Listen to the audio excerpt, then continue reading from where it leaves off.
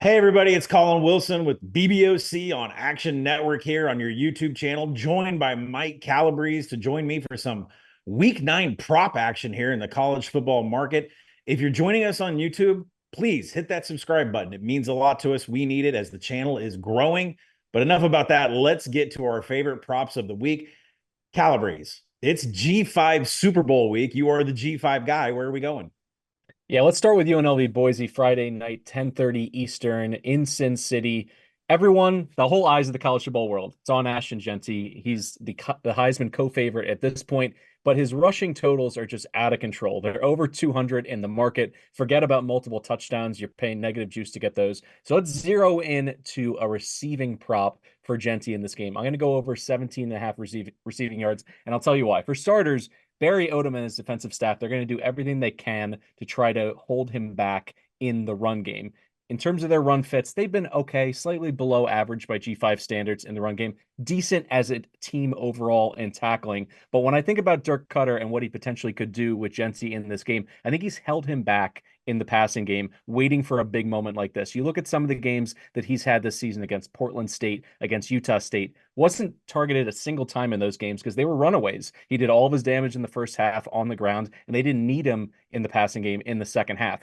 But in his other 5 games, he averaged 4 targets per. And that's what I'm anticipating against a UNLV defense that struggled in terms of their only comp against a versatile player like this the entire season. I'll take you back a couple Fridays ago against Syracuse. LaQuint Allen from Syracuse. He did okay on the ground. I believe he went for over 70 rushing, but he killed him through the air. 9 receptions, 58 yards, 2 scores. I think the opportunity is there against a linebacking core that I think is going to struggle. And then you look at what Jeanty does once he has the ball in space. He is the most elusive runner in college football. Not breaking any news there, but it goes even further when you look at Pro Football Focus's database. He is over 300 of his elusive score. That's the highest they've ever tracked, going all the way back to 2008. The only player that's even in the ballpark was Travis Etienne for Clemson, and he was still about 80 points away in the elusive grade with Jeanty over 300. So the way I see it is if they hit him on a swing pass, they hit him in the screen game and angle route out of the backfield, you could see him eclipse the 17 and a half in a single reception. So I want to put that into your court, Colin. What do you think about that breakdown and what Barry Odom's going to try to do to corral Jeanty, which every team in the country has been unsuccessful doing so far? No, I completely agree with you. Loading the box and stopping Jeanty is going to be issue MO number one for Barry Odom. I just feel bad for everybody that's going to bet Ashton Jeanty anytime rushing TD and he ends up with 4 receiving TDs because of the way the game flow goes.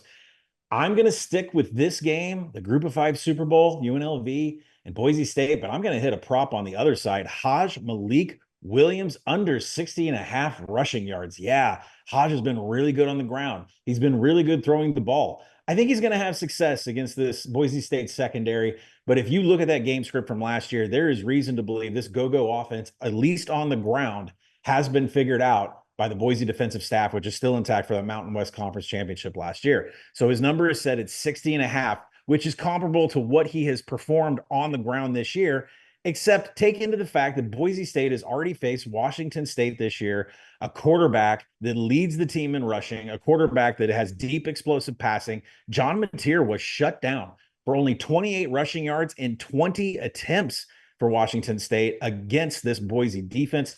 I think they can do the same to Hajj Malik-Williams. I think Williams is only avenue for success is trying to find Ricky White, who, by the way, also got shut down in the second half last year in this game. So I'm going to go Hajj Malik-Williams under 60 and a half rushing yards as my first prop.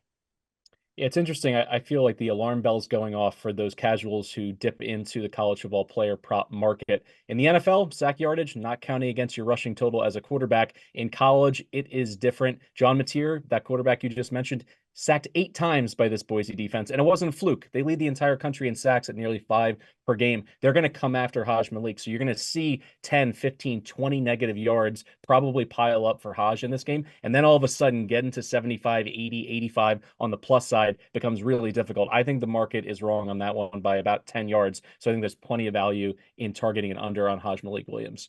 And don't forget, if UNLV happens to beat my Boise State ticket, he's going to have to take knees, and that could affect some of the yards too. Let's not get done with some quarterbacks here, Calabrese. Where are we going to go now? Gonna go Diego Pavia. I know I've been the actual president. I know that Stuck likes to needle me a little bit on the Saturday Live show. I've been the actual president of the Pavia fan club. I made it a Pavia podcast 2 years ago back in August, identifying him as the difference maker for the Aggies. And I love this guy, but I've also watched a lot of his games, and I'll tell you this. He likes to scramble. He never says die. He never gives up on a play, and he can take sacks. We just talked about negative yardage. He's sitting at 40.5 here. And I think if you just look on averages, you'd assume this is an auto play on the over. He averages 67 yards per game on the ground. He's gone over 40.5 in 6 of the 7 games. And the only one he went under, dead on 40 against Georgia State. But this is just something that the matchup against Texas is not looking good for him. Texas is the 10th rated pass rush per PFF, and Vandy is 118th in pass protection. I understand that they are a Power 4 team that's really a service academy offense, just dressed up. They do a lot of motion. They run a lot of option elements, and sometimes they can get him some easy yards. But I still see 2 to 3 sacks on the table because you've seen this happen to him. He's been sacked twice or more in 4 of the Commodores' 7 games. He holds the ball. He looks for things to develop downfield. I think that could burn him in here. And finally, when I look at the defensive coordinator position here with Texas, Pete Kwiatkowski, or Kwiatkowski, I should say, he's got his jack, he's got his buck edge rushers. Trey Moore has not been a big difference maker thus far on the season. I think in a game like this, he is going to have his eyes trained on Pavia the entire time. I think he's going to be forcing him to hand the ball off on some of those mesh reads and pitch the ball on the option looks. So the defense, the focus here is Pavia cannot get going. He can't get those rushing yards to build up that confidence early in the game. I think they're going to hit him repeatedly. I think there's a chance he doesn't even finish 4 quarters of this game. He's someone who's been banged up and forced to exit early during his career. So 40.5, I just see this as a pure underplay. And I understand it's scary when you look at the rushing averages, but a lot of that was catching teams napping. Now that they have that ranked number 25 next to their name, Texas coming off a Georgia performance that was lackluster, I think you're going to see premium effort out of this Texas defense. I love their defensive game plan against mobile quarterbacks. I see this going under. Yeah, when you're a Texas defensive line that was embarrassed at the national level on your home field, you would expect them to show up and be a little bit pissed off. And oh boy, Trey Moore, one of the best G5 edges in the world, going up against one of the Diego Pavia, the best quarterbacks from the G5 level. And by the way, yes, the G5 crew owns Diego Pavia love first. They are the president of the fan club. I'm going to stick in the SEC. I'm going to go to the biggest matchup on the board Saturday night. It's going to be LSU against Texas A&M.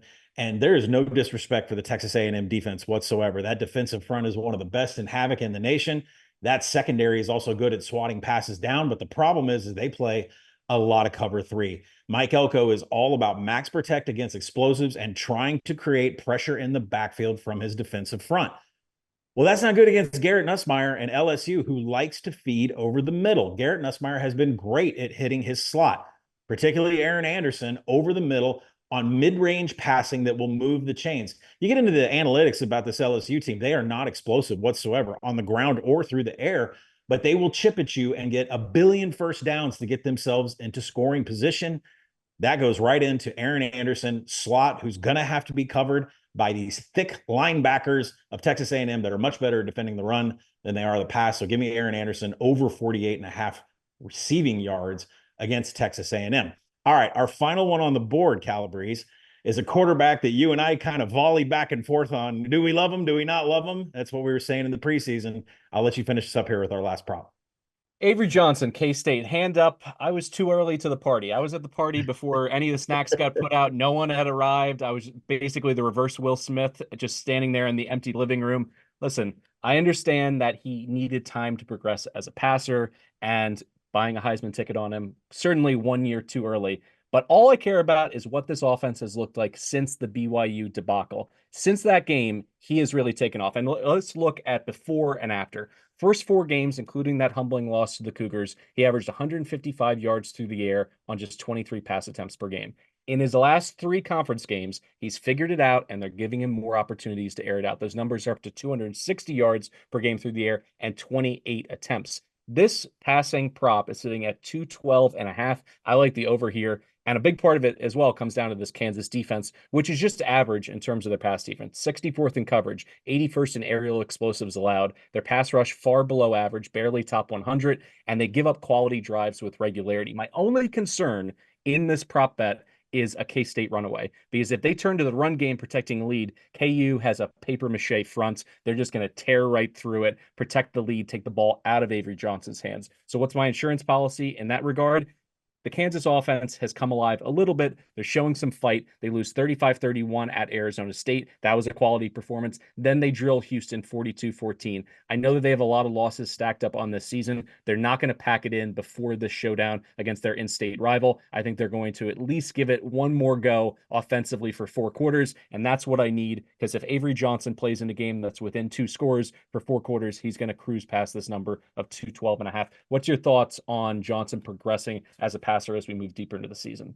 Yeah, he's taken some money away from me in recent games, not believing in what he can do in the passing game. And he is definitely proving people wrong, so much that I included Kansas State in my latest bracket to make the college football playoff, which caught a lot of steam. I love it. I love the play because there's 3 things in life you can count on: death, taxes, and Kansas State owning the Sunflower State in this rivalry game. I love it. There's our 5 props. To review them all again, we're going to go Ashton Jeanty over 17.5 receiving yards. Hajj Malik-Williams under 60.5 rushing yards. Diego Pavia under 40.5 rushing yards. Aaron Anderson over 48.5 receiving yards against Texas A&M. And Avery Johnson over 212.5 passing yards for Kansas State. That's going to do it for Calabrese and I. Hope you've enjoyed this week of props. We'll be back next week with some more. And don't forget, like, subscribe, get onto that BBOC YouTube channel, and get us going. Thanks.